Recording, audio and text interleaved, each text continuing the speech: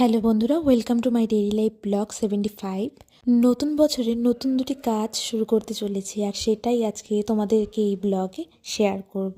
সকাল সকাল ঘুম থেকে উঠে ফ্রেশ হয়ে ঘর বাড়ি পরিষ্কার করে সোজা চলে যাই আমি স্নান সম্পূর্ণ করে ঠাকুর পুজোটা দিয়ে নিয়েই শুরু হয় আমার রোজকার যুদ্ধ।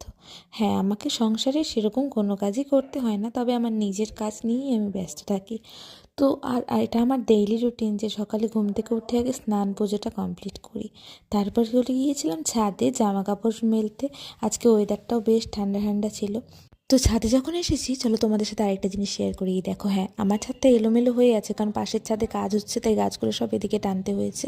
কিন্তু মজার জিনিসটা দেখো, আমার স্ট্রবেরি গাছে ফুল চলে এসছে। অন্যদিকে দেখো, হলুদ গোলাপগুলোও ফুটেছে।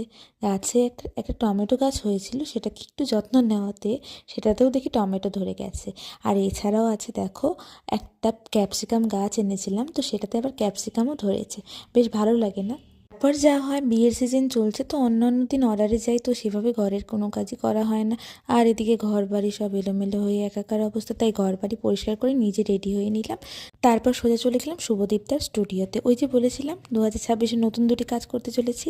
এক হলো আমার দীর্ঘদিনের শখ, ইচ্ছে যে আমি সেলুনের কাজটা আবারও কন্টিনিউ করব। আমি আগেও জানতাম, কিন্তু এখন সব অ্যাডভান্স, তো সেটা শুরু করলাম। আর দ্বিতীয় হলো, আমার ইচ্ছে ছিল আমি যখন উপার্জন করা শুরু করবো, তো তখন আমি আমার এই আনন্দটা সেই সব মানুষদের সাথে শেয়ার করব যারা ঠিকমতো খেতে পায় না, যাদের পাশে দাঁড়ানোর মতো কেউ নেই, যারা অনেক কষ্ট করে থাকে।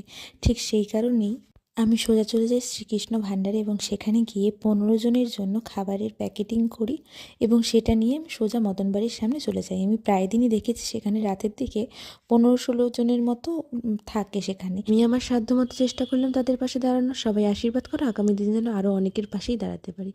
Tata, bye bye.